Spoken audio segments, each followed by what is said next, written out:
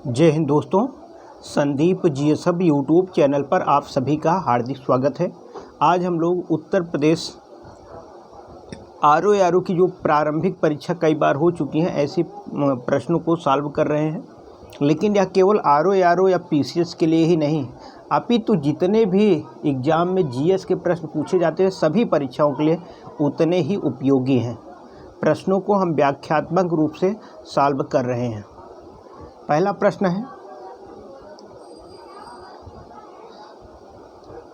प्रश्न है कि मिश्रित अर्थव्यवस्था का तात्पर्य क्या है। मिश्रित अर्थव्यवस्था का क्या तात्पर्य है? तो ध्यान देना, मिश्रित का मतलब होता है निजी एवं सार्वजनिक दोनों क्षेत्रों की विद्यमानता। मतलब सरकारी उद्यम भी उसी में रहे, उसी में प्राइवेट सेक्टर के भी उद्यम रहे। जैसे आप जान रहे हो तो बहुत सारी कंपनियां सरकारी कंपनियां, बहुत सारी प्राइवेट कंपनियां हैं। तो यहाँ पर इसी को कहते हैं मिश्रित अर्थव्यवस्था, जिसमें निजी क्षेत्र, प्राइवेट क्षेत्र और सार्वजनिक क्षेत्र यानी पब्लिक सेक्टर दोनों समान रूप से काम करें तो उसी को कहते हैं मिश्रित अर्थव्यवस्था।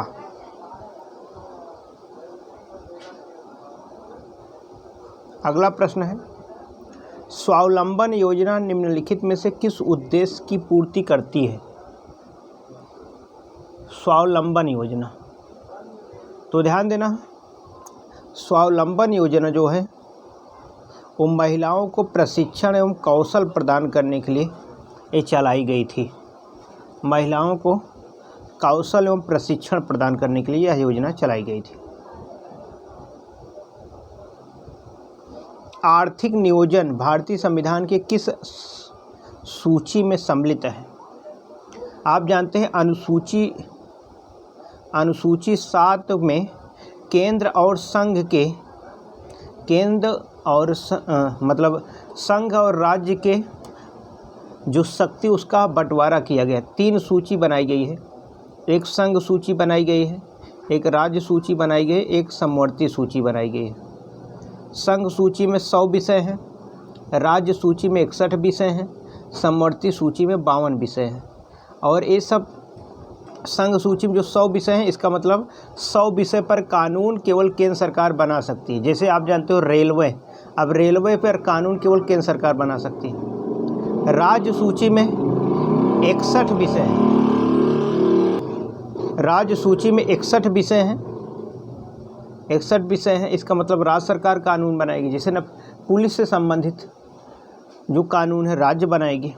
और समवर्ती सूची में 52 विषय हैं, इस पे केंद्र और राज्य दोनों सरकारें कानून बना सकती हैं। लेकिन अगर राज्य सरकार के द्वारा पहले से कानून बनाया गया है, वही कानून केंद्र सरकार द्वारा बना दिया जाता है, तब राज्य सरकार के द्वारा बनाया गया कानून स्वतः ही समाप्त हो जाता है।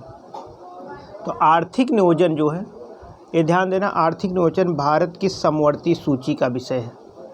समवर्ती सूची का विषय, केंद्र सरकार भी अर्थव्यवस्था को सुधारने का काम करेगी और राज्य सरकार भी।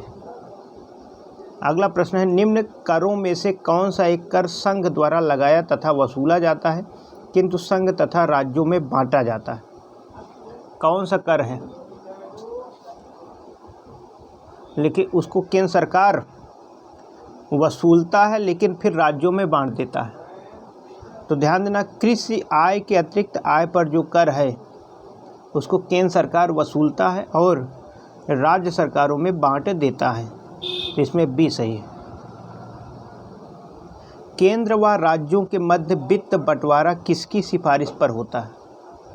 तो आप जानते हैं कभी कभी केंद्र सरकार और राज्य सरकार के बीच करों के बंटवारे को लेकर विवाद उत्पन्न हो जाता है। इसलिए भारतीय संविधान में अनुच्छेद 280 में वित्त आयोग के गठन का प्रावधान है। वित्त आयोग, अभी आप जानते हो 15वां वित्त आयोग चल रहा है, जो कि 2020 से लेकर 2025 तक चलेगा। इसमें 4 सदस्य होते हैं और एक अध्यक्ष होते हैं। वर्तमान समय में एन.के. सिंह वित्त आयोग के अध्यक्ष हैं। एन.के. सिंह, याद रखना, एन.के. सिंह वित्त आयोग के अध्यक्ष हैं।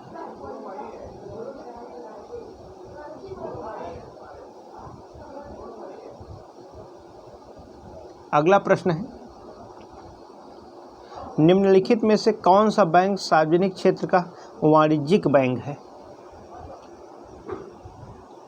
यानी सरकारी बैंक, सरकारी कमर्शियल बैंक कौन सा है? इसमें अगर देखा जाए तो ICICI बैंक निजी बैंक है, HDFC ये भी निजी बैंक है, UTI निजी बैंक है, लेकिन इंडियन ओवरसीज बैंक, ये ध्यान देना, एक सरकारी यानी सार्वजनिक बैंक है। इसमें सी एकदम सही है, इंडियन ओवरसीज बैंक। भारत में वाणिज्यिक बैंकों का निजीकरण कब हुआ? वाणिज्यिक बैंकों का निजीकरण कब हुआ?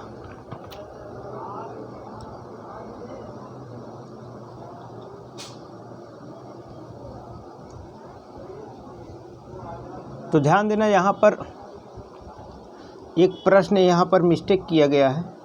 निजीकरण के स्थान पर होना चाहिए राष्ट्रीयकरण।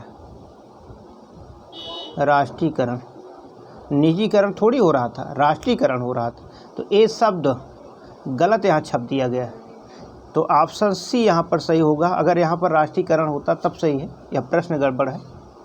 तो राष्ट्रीयकरण पहले 14 बैंकों का राष्ट्रीयकरण 1969 में हुआ था। बाद में 1980 में 6 बैंकों का राष्ट्रीयकरण हुआ। 6 बैंकों का राष्ट्रीयकरण 1980 में और 14 बैंकों का राष्ट्रीयकरण 1969 में ही कर दिया गया था। तो इसमें ऑप्शन सी होगा। लेकिन निजीकरण के स्थान पर याद रखना राष्ट्रीयकरण शब्द होना चाहिए।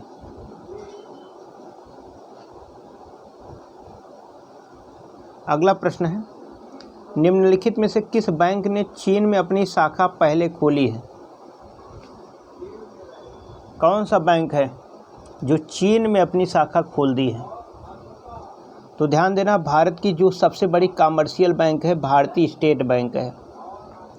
भारतीय स्टेट बैंक आप जानते हो कि 1921 में एक इम्पीरियल बैंक थी, वही 1955 में भारतीय स्टेट बैंक इसका नाम हो गया।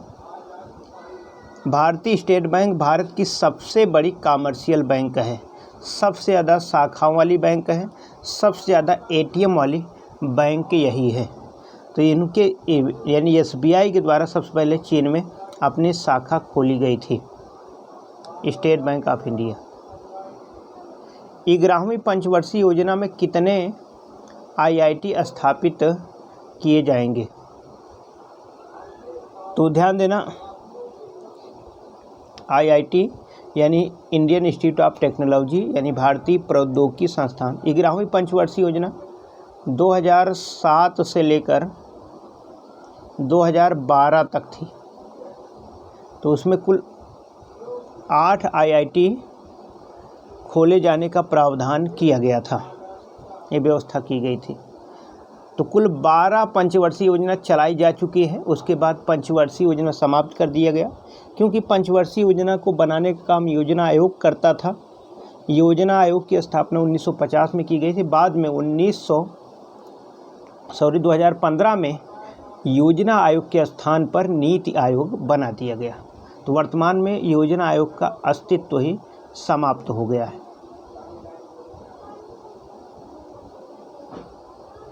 निम्नलिखित में से किस देश में जन्म के समय जीवन प्रत्याशा वर्षों में सबसे ज़्यादा है? मतलब सबसे ज़्यादा साल तक किस देश में लोग जीते हैं, प्रश्न है। सबसे ज़्यादा दिनों तक किस देश के लोग जीते हैं? तो ध्यान देना, सबसे ज़्यादा दिनों तक जापान के लोग। जापान की राजधानी टोक्यो है। जापान की राजधानी आप जानते हैं टोक्यो है। यानी जीवन प्रत्याशा सबसे ज़्यादा जापान की है। जापान की जीवन प्रत्याशा लगभग 85 वर्ष है, जबकि भारत की जीवन प्रत्याशा 67 वर्ष है, लगभग 67 वर्ष है। यानी यहाँ के लोग ज़्यादा उम्र तक जीते हैं।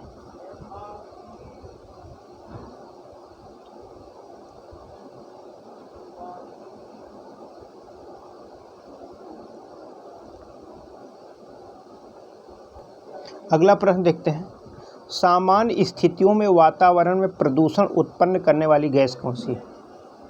सामान्य स्थिति में कौन सी गैस है जो वातावरण में प्रदूषण उत्पन्न करती है?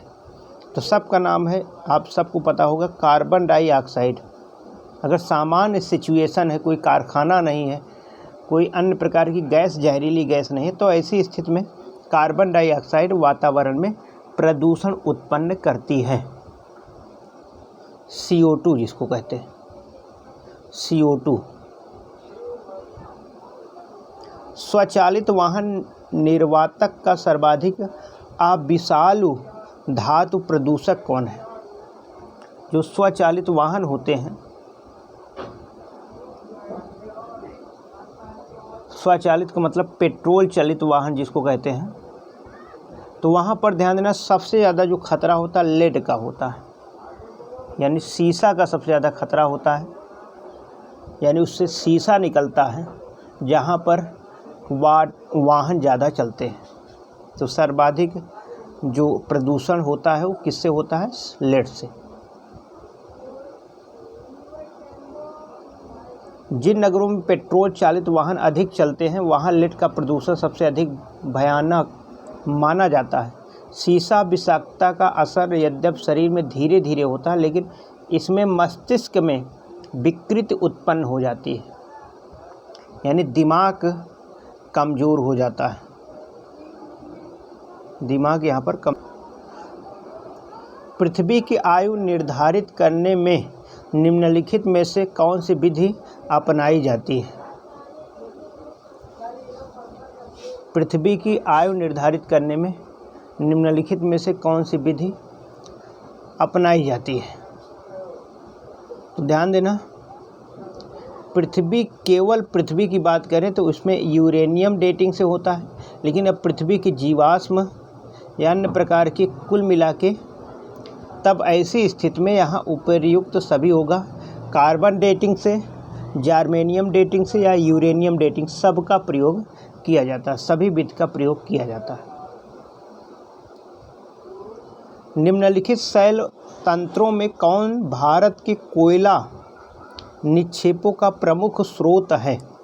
सबसे ज़्यादा कोयला कहाँ से निकलता है? तो आप जानते हैं सबसे ज़्यादा कोयला गोंडवाना तंत्र की चट्टानों से प्राप्त होता है। गोंडवाना की चट्टानों से विशेष कोयला पाया जाता है। भारत में कोयले का सबसे बड़ा भंडार छोटा नागपुर का पठार है, जिसे भारत का रूर कहा जाता है। गोंडवाना काल की चट्टानों में आधुनिक भारत की विशाल कोयला राशि जमा पाई जाती है। कोयले के क्षेत्र रानीगंज, दामोदा, बराकर उप समुदायों में पाए जाते हैं। इनमें कोयले की 6 मीटर से लेकर 24 मीटर तक मोटी तह पाई जाती है। इन चट्टानों में 8 प्रमुख कोयला क्षेत्र हैं पाए जाते हैं। तो गोंडवाना क्षेत्रों में कोयला प्राप्त होता है।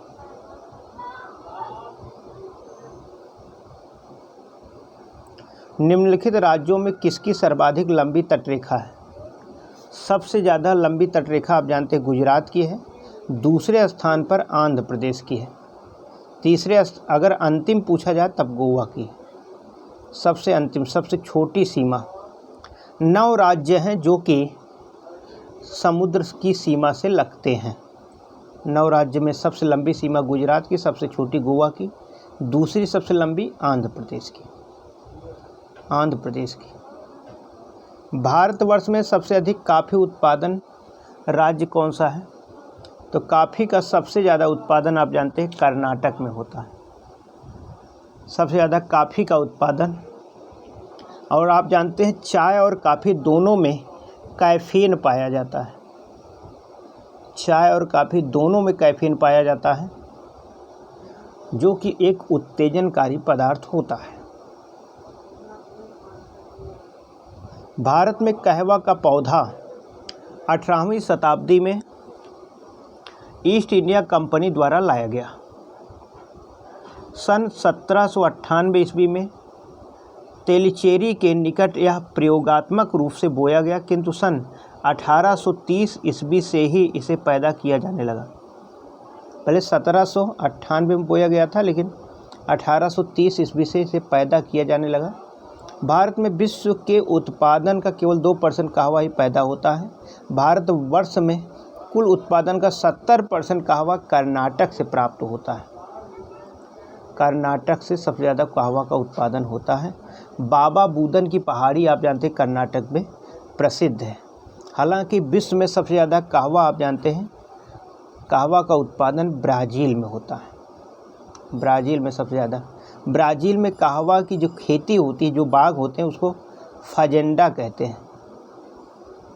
और वहाँ पर आप जानते हैं कि ब्राज़ील में एक बंदरगाह है, सांतोस बंदरगाह, जिसको काफ़ी बंदरगाह के नाम से जाना जाता है। ब्राज़ील में साओ पालो है, जिसे कहवा की मंडी कहा जाता है, कहवा की मंडी। लैटराइट मिट्टी कहाँ मिलती है? लैटराइट मिट्टी ध्यान देना, ये महाराष्ट्र के क्षेत्रों में पाई जाती है। यानी जो ये भारत है, इसके तटीय वाले क्षेत्रों में, दोनों तटीय वाले क्षेत्रों में और कुछ क्षेत्र असम में भी लैटराइट मिट्टी मिलती है। लैटराइट मिट्टी का निर्माण शुष्क और तर मौसम वाले क्षेत्रों में होता है। ये मिट्टियाँ चट्टानों की टूट फूट एवं रासायनिक क्रिया से बनती हैं। कणों के आधार पर लैटराइट मिट्टियों के 3 उपभेद किए जाते हैं। 3 उपभेद किए जाते हैं। पहला गहरी लाल मिट्टी लैटराइट, यानी गहरी लाल लैटराइट, सफ़ेद लैटराइट, भूमिगत जल वाली लैटराइट। लैटराइट मिट्टियों का विस्तार केरल, पश्चिम बंगाल, महाराष्ट्र एवं उड़ीसा में है। भारत में 8 प्रकार की मुख्य मिट्टियाँ और 27 प्रकार की गौण मिट्टियाँ पाई जाती हैं। सबसे ज़्यादा जो मिट्टी पाई जाती है जलोढ़ मिट्टी है। उत्तर भारत में जलोढ़ मिट्टी पाई जाती है, जो सबसे ज़्यादा उपजाऊ मिट्टी होती है। जलोढ़ मिट्टी में आप जानते कुछ 2 भागों में बांटा गया है, एक बांगर है और एक खादर है। जो पुरानी जलोढ़ को बांगर कहा जाता है और नई जलोढ़ को खादर कहा जाता है। पुरानी जलोढ़ को बांगर और नई जलोढ़ को खादर कहा जाता है। दामोदर किसकी सहायक नदी है? दामोदर नदी किसकी सहायक नदी है? तो आप जानते हैं जैसे एक गंगा नदी है, उत्तर प्रदेश बिहार में बहते हुए पश्चिम बंगाल में, उसके बाद बांग्लादेश में चली जाती है। बांग्लादेश में जब प्रवेश करती है उससे पहले ही एक इसकी वितरिकिता, दक्षिण की तरफ वितरिकिता है, निकलती है, उसे हुगली नदी कहते हैं। और हुगली नदी में ही जाके दामोदर मिलती है। तो हुगली की सहायक नदी, दामोदर किसकी सहायक नदी है? हुगली की सहायक नदी है। दामोदर को पश्चिम बंगाल का शोक भी कहा जाता है। बंगाल का शोक भी दामोदर नदी को कहा जाता है। दामोदर नदी की कुल लंबाई 541 किलोमीटर है, जिसमें से 270 किलोमीटर लंबा भाग बिहार में तथा शेष पश्चिम बंगाल में है। दामोदर नदी का उद्गम स्थल समुद्र तल से 510 मीटर की ऊंचाई पर है। जब दामोदर नदी की पश्चिम बंगाल के मैदानी भाग में हुगली नदी से मिलती है तो इसकी ऊंचाई 30 मीटर रह जाती है। तो ध्यान देना, दामोदर नदी हुगली की सहायक नदी है और हुगली नदी के किनारे ही कलकत्ता शहर यानी कोलकाता शहर बसा हुआ है। कोलकाता शहर बसा हुआ है। चिल्का झील कहाँ पर स्थित है? तो चिल्का झील आप जानते हैं उड़ीसा में है। यह एक लैगून है, यानी जैसे ये भारत है और यहाँ पर एक झील बनाई गई है जो कि पहले समुद्र तल से जुड़ी हुई थी, बाद में समुद्र से कट गई। तो ये खारे पानी की झील है, ये उड़ीसा में स्थित है, उड़ीसा में। चिल्का झील एक अनूप झील है। अनूप का मतलब लैगून झील है। यह उड़ीसा के तटीय भाग में नाशपाती की आकृति में पुरी जिले में स्थित है। यह 70 किलोमीटर लंबी, 30 किलोमीटर चौड़ी तथा 30 मीटर से कम गहरी है, किंतु वर्षा ऋतु में इसका क्षेत्रफल 2100 वर्ग किलोमीटर तक हो जाता है। यह समुद्र का ही एक भाग है जो महानदी द्वारा लाई गई मिट्टी की जमा हो जाने से समुद्र से अलग होकर एक छिछली झील के रूप में हो जाती है। तो ध्यान देना, उड़ीसा में पुरी जिले में चिल्का झील स्थित है, वहाँ पर चिल्का झील स्थित है।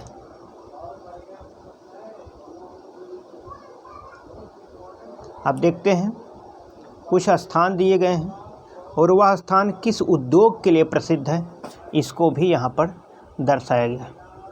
जैसे विशाखापत्तनम में क्या होता है, पोत का निर्माण होता है, यानी पानी वाली जहाज़ें यहाँ बनती हैं।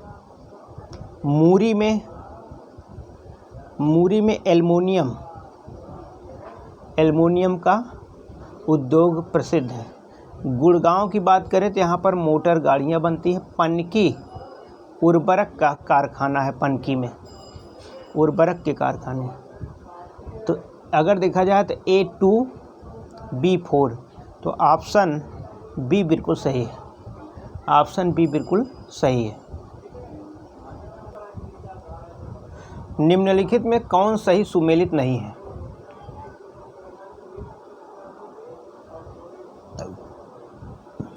किम्बरले हीरा के लिए बिल्कुल सही है। मिलान रेशम के लिए भी प्रसिद्ध है। शेफील्ड छुरी कांटा के लिए भी सही है। हवाना मांस पैक के लिए नहीं। क्यूबा की राजधानी हवाना है, लेकिन ये सुमेलित नहीं है। क्यूबा की राजधानी हवाना है, लेकिन ये प्रसिद्ध नहीं है मांस के लिए। आप जानते हैं कि मांस के लिए शिकागो प्रसिद्ध है, अमेरिका का शिकागो शहर, जहाँ पर 1893 ईस्वी में स्वामी विवेकानंद के द्वारा विश्व धर्म सम्मेलन में भाषण दिया गया था। तो शिकागो मांस के लिए प्रसिद्ध है। प्रत्येक सूर्य ग्रहण होता है, सूर्य ग्रहण कब होता है? तो आप जानते हैं सूर्य ग्रहण हमेशा अमावस्या के दिन होता है। अगर चंद्र ग्रहण पूछा जाए तो पूर्णिमा के दिन, चंद्र ग्रहण पूर्णिमा के दिन, क्योंकि पूर्णिमा जिस दिन रहेगी चंद्रमा पूरी दिखाई देती है, तब पता चलता है कि हाँ चंद्र ग्रहण है, थोड़ा से गायब हुआ। और अमावस्या के दिन सूर्य ग्रहण लगता है, अमावस्या के दिन। आप जानते हैं, मान लो ये पृथ्वी है, ये पृथ्वी है और ये सूर्य है, और पृथ्वी सूर्य के चारों तरफ चक्कर लगा रही, और पृथ्वी के चारों तरफ चंद्रमा घूम रहा है, इधर चंद्रमा है। तो अगर बीच में पृथ्वी आ जाती है, बीच में पृथ्वी अगर आ जाती है, तब ऐसी स्थिति में यहाँ पर चंद्र ग्रहण होता है, क्योंकि सूर्य का प्रकाश चंद्रमा पर नहीं पहुँच पाता है, इसलिए चंद्रमा चमकना बंद कर देता है, इसको चंद्र ग्रहण कहते हैं। लेकिन अगर यही चंद्रमा बीच में आ जाए तो सूर्य का प्रकाश पृथ्वी पर नहीं पहुँच पाता है, तब उसको सूर्य ग्रहण कहते हैं, तब उसे सूर्य ग्रहण कहते हैं, इसको सूर्य ग्रहण कहते हैं। टाइटन सबसे बड़ा चंद्रमा या उपग्रह है किसका? यानी टाइटन सबसे बड़ा किसका उपग्रह है?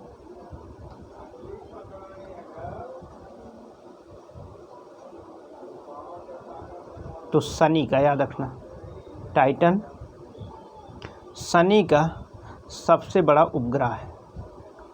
आप जानते हैं कि बृहस्पति के बाद सबसे बड़ा बृहस्पति है, उससे छोटा शनि, यानी सौर मंडल का दूसरा सबसे बड़ा ग्रह शनि है।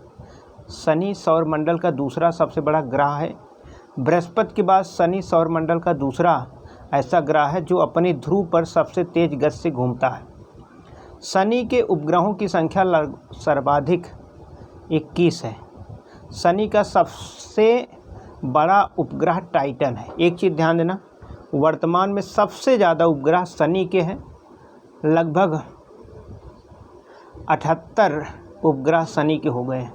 यानी सबसे ज़्यादा उपग्रह वाला ग्रह अगर देखा जाए तो शनि हो गया है।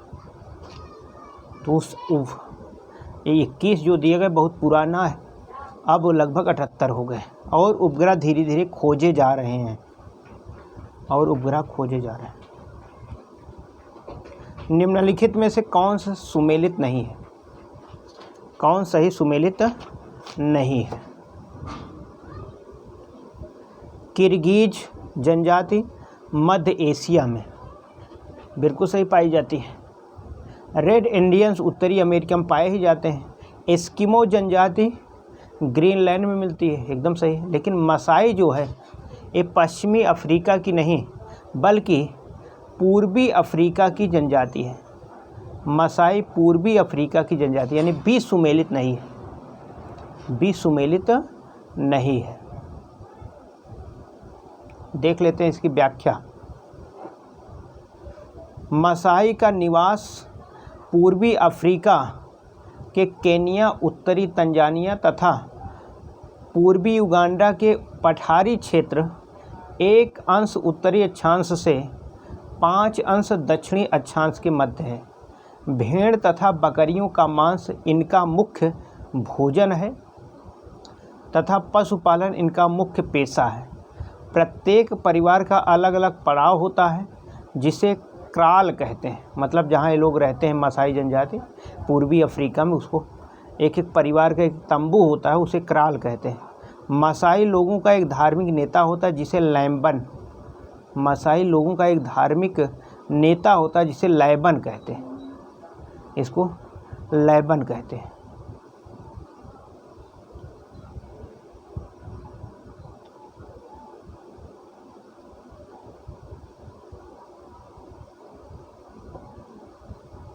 खनिज उत्पादन और राज्य। खनिज तेल, अगर खनिज तेल की बात करें तो सबसे ज़्यादा उत्पादन कहाँ हो रहा है? गुजरात में। अगर अब जिप्सम की बात करें, इसका उत्पादन कहाँ? राजस्थान में। सोना तो आप जानते हैं कोलारहट्टी कर्नाटक में ही है, और बॉक्साइट उड़ीसा में। तो खनिज तेल गुजरात, जिप्सम राजस्थान, सोना कर्नाटक, बॉक्साइट उड़ीसा। अगर कुछ नहीं पता है, सोना अगर पता है, सोना कहाँ है? कर्नाटक में, यानी C2। केवल आप देखिए C में 2 कहाँ है? D में। C में आप देख रहे हैं, C में 2 कहाँ है? D में। अगर आपको कोई अन्य नहीं याद भी था, सोना आपको पता है, सोना आप जानते हो कोलारहट्टी प्रसिद्ध खाने हैं, तो आप तुरंत इसको सही कर सकते हैं, इसको सही कर सकते हैं। तो निश्चित रूप से ये क्या है? ऑप्शन यहाँ पर डी सही होगा, ऑप्शन डी सही होगा।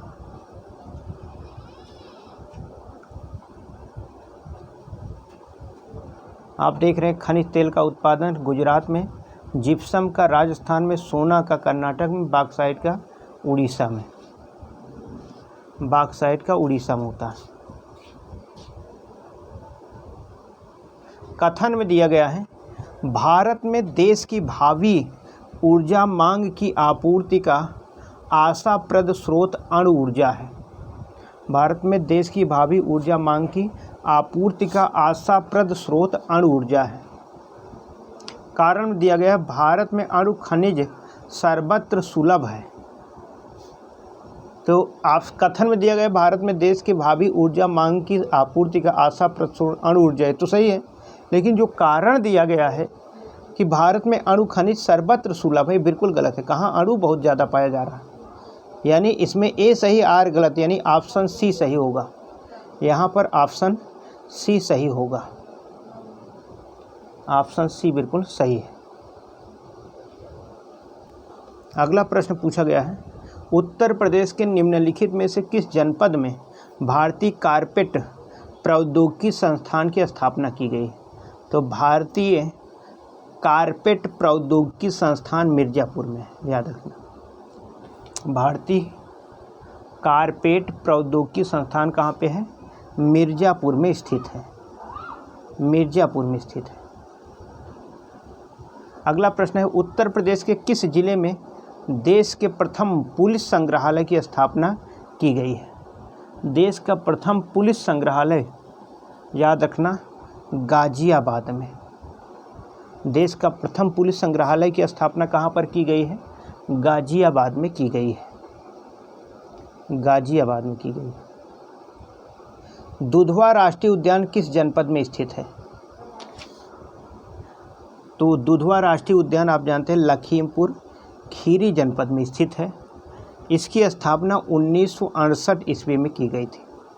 1968 ईस्वी में की गई थी और राष्ट्रीय पार्क का दर्जा जो मिला था 1977 में मिला था। 1977 में मिला था। अगला प्रश्न है, निम्नलिखित रोगों में से कौन एक वायरस द्वारा होता है? कौन सा एक वायरस द्वारा होता है?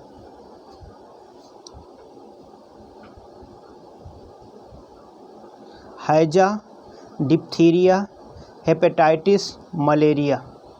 आप जानते हैं हेपेटाइटिस के दो टाइप हैं, टाइप ए यानी हेपेटाइटिस ए, हेपेटाइटिस बी। ये वायरस के द्वारा फैलने वाला रोग है। ये वायरस के द्वारा फैलने वाला रोग। हेपेटाइटिस या पीलिया या जॉन्डिस यह यकृत का रोग है। यह वायरस से फैलता है। यकृत का पीलिया रोग रुधिर की सीरम बिलरुबिन की मात्रा बढ़ जाने से श्लैष्मिक झिल्ली तथा त्वचा का रंग पीला हो जाता है। हेपेटाइटिस दो प्रकार का होता है, संक्रामक हेपेटाइटिस तथा सीरम हेपेटाइटिस। तो आप जानते हैं जो हमारा रक्त होता है, रक्त में एक हीमोग्लोबिन पाया जाता है। हीमोग्लोबिन का काम क्या है? ऑक्सीजन का परिवहन करना, ऑक्सीजन को एक स्थान से दूसरे स्थान पर ले जाना। तो ध्यान देना, हीमोग्लोबिन धीरे धीरे टूट जाता है, मतलब जो पुराने हीमोग्लोबिन है वो ख़राब हो जाते हैं। जब हीमोग्लोबिन ख़राब हो जाता है तब ऐसी स्थिति में वो बिलरुबिन में परिवर्तित हो जाता है। लेकिन वायरस के कारण जो बिलरुबिन है वो शरीर से बाहर नहीं निकल पाता है और वहीं पर रह जाता है, इसलिए त्वचा का रंग पीला हो जाता है, जिसे पीलिया या जॉन्डिस के नाम से जाना जाता है। पीलिया या जॉन्डिस के नाम से जाना जाता है। अगले प्रश्न की ओर चलेंगे। रेफ्रिजरेटर में खाद्य पदार्थ को ताज़ा रखने हेतु सर्वाधिक निरापद तापमान कितना है? मतलब कितने ताप पर कोई भोजन रखोगे तो ज़्यादा दिनों तक यानी ज़्यादा समय तक खराब नहीं होगा, ज़्यादा समय तक खराब नहीं होगा। कितने समय तक आप रखोगे तो ज़्यादा समय तक वो खराब नहीं होगा? तो ध्यान देना, ऑप्शन ए बिल्कुल सही है। अगर 4 डिग्री सेंटीग्रेड पर तापमान पर भोज्य पदार्थ रखा जाए या खाद्य पदार्थ रखा जाए तो ज़्यादा समय तक खराब नहीं होगा और ताज़ा बना रहेगा। 4 डिग्री सेंटीग्रेड। निम्न में से किसका सोनोग्राफी में उपयोग होता है? सोनोग्राफी किसका उपयोग किया जाएगा? सूक्ष्म तरंग, अवरक्त किरणें, पराश्रव्य या ध्वनि तरंगे? तो ऑप्शन डी बिल्कुल सही है। सोनोग्राफी में ध्वनि तरंगों का उपयोग किया जाता है।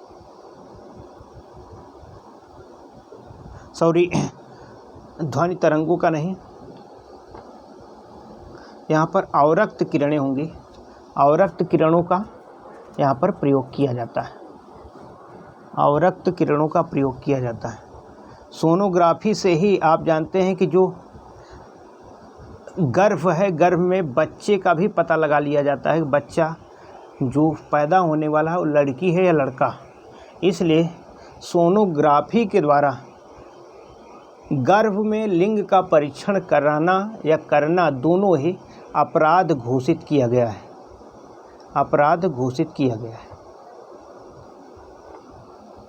क्षितिज के निकट सूर्य एवं चंद्रमा दीर्घ वृत्ताकार प्रतीत होते हैं, ऐसा क्यों?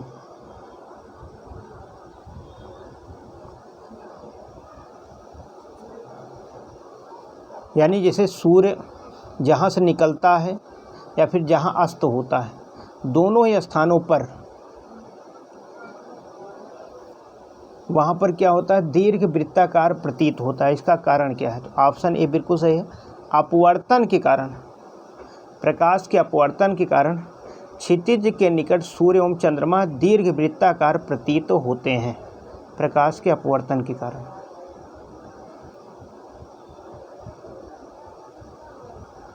अपवर्तन के कारण ही रात्रि के समय तारे टिमटिमाते प्रतीत होते हैं। तारे टिमटिमाते हैं। अगला प्रश्न पूछा गया है, सामान्य व्यक्ति के रक्त का पीएच मान कितना होता है? तो आप जानते हैं पीएच मान यानी रक्त थोड़ा सा क्षारीय होता है, उसका पीएच मान 7.35 से यानी 7.4 से लेकर 7.5 तक हो सकता है।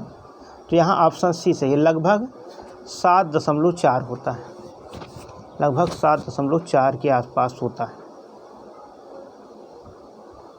आगे हम लोग देख लेते हैं पीएच के बारे में। पीएच पैमाने में 0 से 14 अंक होते हैं। इसका मध्य बिंदु 7 होता है। इसे उदासीन बिंदु यानी कहते हैं। इस पर पदार्थ ना तो अम्ल होता है ना ही क्षारक। जिस विलयन का पीएच पैमाने पर 7 से कम होता है उसे अम्ल कहते हैं। जिस विलयन का पीएच मान पैमाने पर 7 से अधिक होता है उसे क्षारक कहते हैं, उस विलयन को क्षारक कहते हैं। तो कुछ सामान्य पदार्थों के पीएच मान इस प्रकार हैं। शुद्ध जल का पीएच मान 7 यानी उदासीन। सिरका का पीएच मान 2 से लेकर यानी 2.5 से लेकर 3.4 तक यानी बहुत अम्लीय होता है, अम्लीय होता है। शराब का पीएच मान 2.8 से लेकर 3.8 तक, ये भी अम्लीय होती है। दूध का पीएच मान 6.4 से लेकर 6.8 तक यानी हल्का अम्लीय दूध होता है। समुद्री जल का पीएच मान 8.4 होता है यानी क्षारीय होता है। समुद्री जल क्षारीय होता है, पीएच मान 7 से ज़्यादा है। लार मनुष्य का, इसका पीएच मान 6.5 से 7.5 तक यानी हल्का अम्लीय, हल्का क्षारीय। मनुष्य के मूत्र का पीएच मान 4.8 से लेकर 8.4 तक होता है। रक्त का पीएच मान 7.4 होता है। नींबू का पीएच मान 2.2 से लेकर 2.4 होता है। तो रक्त का बहुत ज़्यादा पूछा जाता है, याद रखना 7.4 पीएच मान होता है यानी हल्का क्षारीय होता है, हल्का क्षारीय होता है। निम्न में से कौन अधिक प्रचंड जलन पैदा करता है? सबसे ज़्यादा जलन कौन पैदा करेगा? उबलता हुआ पानी, भाप, गर्म हवा या सूर्य की किरण? तो ध्यान देना ऑप्शन बी बिल्कुल सही है। सबसे ज़्यादा जलन भाप उत्पन्न करता है क्योंकि इसमें गुप्त ऊष्मा अधिक होती है। गुप्त ऊष्मा अधिक होने के कारण, गुप्त ऊष्मा अधिक होने के कारण भाप जो है अधिक जलन पैदा करता है, अधिक जलन पैदा करता है। अगला प्रश्न है, आगे हम लोग देखते हैं निम्नलिखित में से कौन कार्बन का प्रारूप नहीं है? तो ध्यान देना फ्लोरीन, फ्लोरीन ए या फ्लोरीन जिसको कहते हैं, एक कार्बन का प्रारूप नहीं है, एक कार्बन का प्रारूप नहीं। कार्बन के विभिन्न रूपों को जिनके रासायनिक गुणों में समानता किंतु भौतिक गुणों में अंतर रहता है कार्बन के अपर रूप कहते हैं। कार्बन रवेदार तथा बेरवेदार दोनों ही रूपों में पाया जाता है। हीरा, ग्रेफाइट तथा खड़िया कार्बन के प्रारूप हैं, लेकिन फ्लोरीन एक कार्बन का प्रारूप नहीं, एक कार्बन का प्रारूप नहीं है।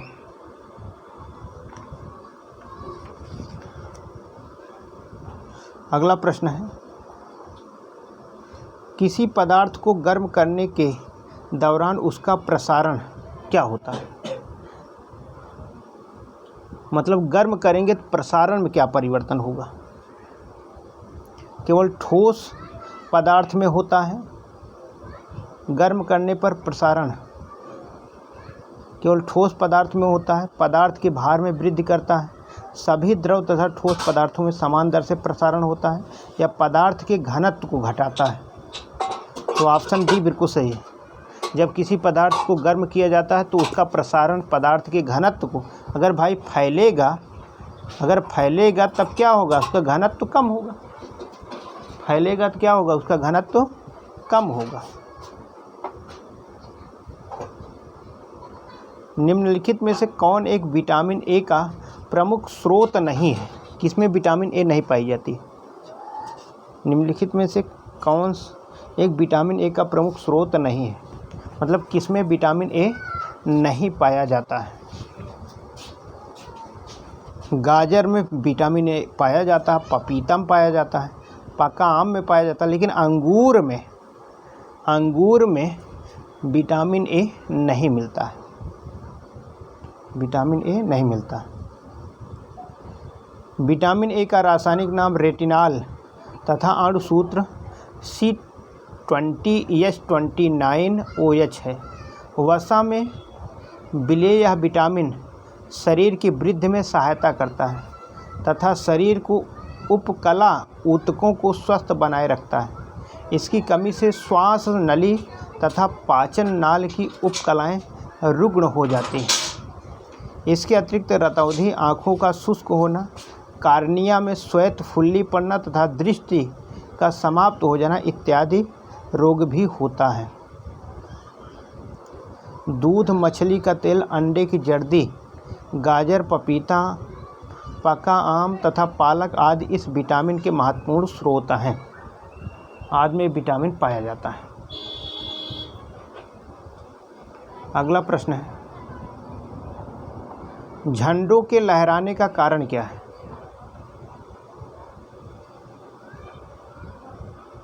झंडे क्यों लहराते हैं? तो बी बिल्कुल सही। वायु दाब के विरुद्ध घर्षण होने के कारण झंडे लहराते हैं।